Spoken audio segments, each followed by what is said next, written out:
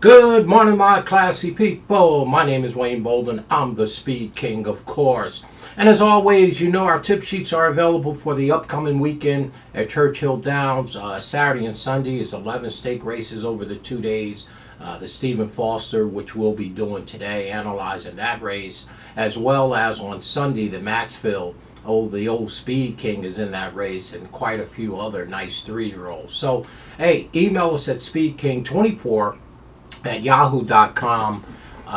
They're $20 each day. If you buy both days, Saturday and Sunday, they're $35. So again, email us speedking24 at yahoo.com and or text the office 732-804-0637. Well, it's Stephen Foster time, y'all. We wanted to dive right into the Stephen Foster on Saturday. What a great race. This is a win and you're in Breeders' Cup style race for the Breeders' Cup Classic in November at beautiful Del Mar, I believe. It's race number 11 on the card on Saturday, about 6:05, somewhere in there. It is a $1 million race for 4-year-olds and up, and they're going a mile and an eighth for sure, a full field of 7. And before we dive into my picks, let's just talk about the race for a minute, right? Again, Breeders' Cup win and you're in. But this particular field of 7 is a very contentious and competitive field.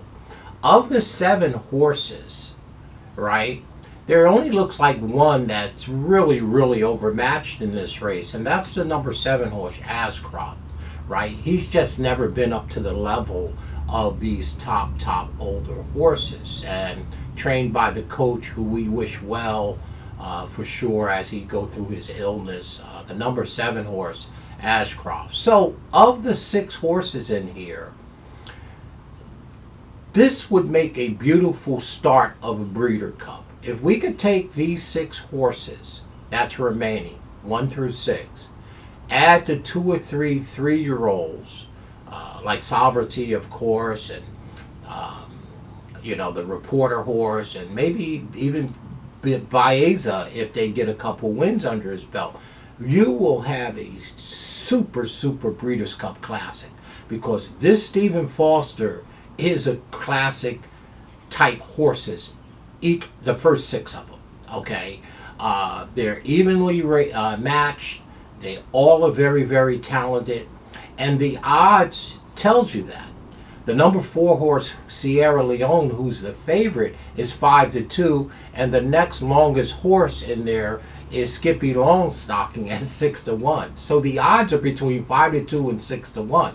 The only outsider is the number 7 at 30-1. So that tells you how competitive and contentious this race really is, and it's really going to be about the trip and the pace of the race. Okay, but again, if you get these top 6 in, plus the 3-year-olds, okay, into the Classic, man, and the 3-year-olds could measure up here, right? Sovereignty and, of course, the Reporter horse and the couple others that I may not be thinking about right now, but that would make a beautiful Classic.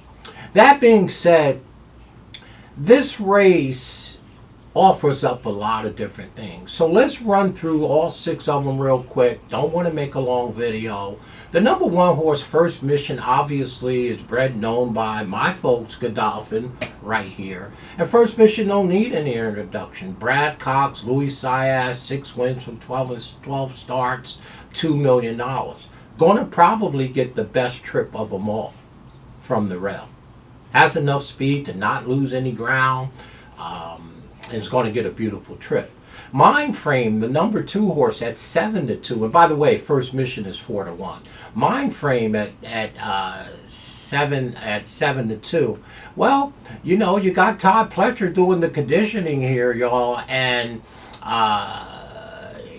Irad Ortiz is on the horse, and he was on Skippy Longstocking, who was coming off of a win out of the Hollywood Gold Cup race, and is elected to take Mind Frame, right? And of course, it's a Rapoli horse.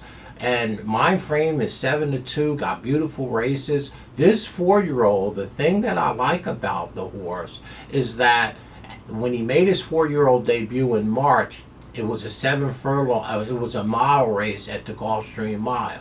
Won that race. Then they took him to 7 furlong in the Churchill Downs race. Now they're stretching him out back to the distance, right? So obviously these two races, first two races as a 4-year-old, was a prep for the Stephen Foster, right? So mind frame speed figures are good, his pace numbers are good, he's going to stretch out like he has in the Belmont, the Haskell, like that, right? You know, and an allowance race back there as a 3-year-old. So he's sitting on go-go. And Skippy Longstocking. Well, Skippy Longstocking need no introduction. Maybe the best value of the 6 being a 6-1. And he doesn't have to shade himself for no reason in here. Skippy trained by Safi Joseph, of course. Jose Ortiz is up. Like I said, Irad went to the 2-horse. And again, this one is very, very good. 11 wins from 32 starts. Maybe he's a step slower as a 6-year-old than he was, but not by much. The thing that's unique with Skippy Longstocking is he has this cruising speed that you don't see a lot, okay? I think of horses like Nick's Go Sapper, Rachel Alexandra on the filly side, where they run pretty much the same splits all the way around the track. Of course, a little fall off, but they're cruising altitude. And that's Skippy. I call it an even pace running horse. I mean, he just runs. Nick Ghost come to mind because he's the most recent in the last 4 or 5 years.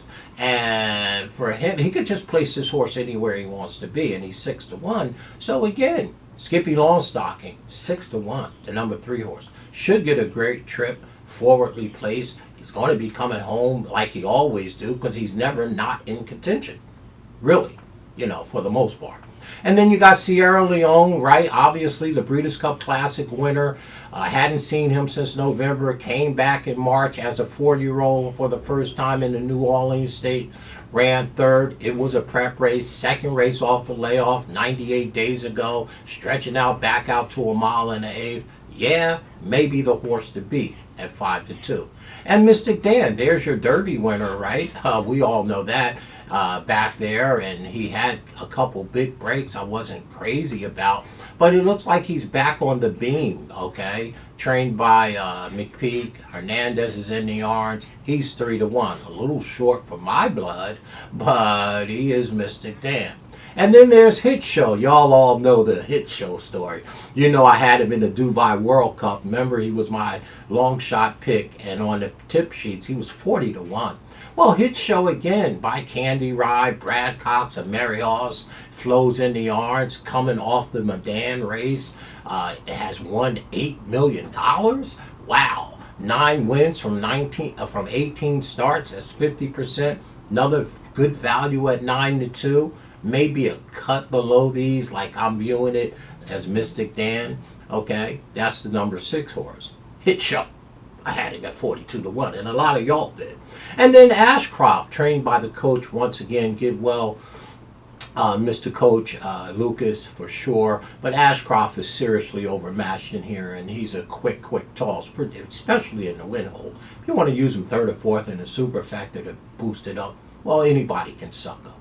So there's the Stephen Foster. And so, again, a very evenly matched race. It's going to be about the jocks, what they're going to do at contentious. Any one of these 6 horses can win this race. It's that competitive. It's that evenly matched. So my top pick, I'm going to go right inside to my folks' first mission, Godolphin. No, there he goes with the Godolphin horses. Well, he's going to get the best trip around the track, breaking from the 1 hole. Has enough speed to obviously get to the front or sit 2nd or 3rd, which I think he will do. Probably behind Ashcroft, who's probably going to send hard, and maybe even Skippy Longstocking, right? So my top pick will be First Mission. I have everything my way. It's my folks. Again, Godolphin doing the conditioning, Cox, who got 2 in here, obviously, and I got my boy Louis Saez. I got the pace. I come home good, and I'm 4-1. So I think it's a great pick in this particular field for me. All right.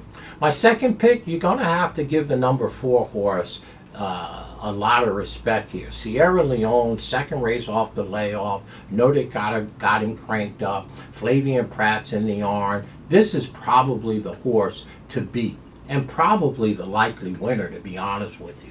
You can't leave Sierra Leone off the ticket. He's not going to lose any ground because he's not a front runner, and it's only a field of 6 or 7, or of 7. So he's going to sit at the back. He needs a good pace up in front of him. The edge that First Mission and Skippy Longstocking has over Sierra Leone is that they have a tactical edge over him. Of course, they can run fast, early, and stay on when the race gets running. So he needs some things to break his way, Sierra Leone. But that being said, this 4-year-old should be better than he was at 3. And this is his second race. I got him as my second pick, and it'll be on all my pick 3s and pick 4s. If I had to say who's the horse in here to beat, it would be Sierra Leone, and he is surely the horse to beat in here. Needs some things to go his way from a pace standpoint, but he may get that because we do have 2 or 3 of them that are pretty speedy for sure. Top contender. That's going to be our second pick.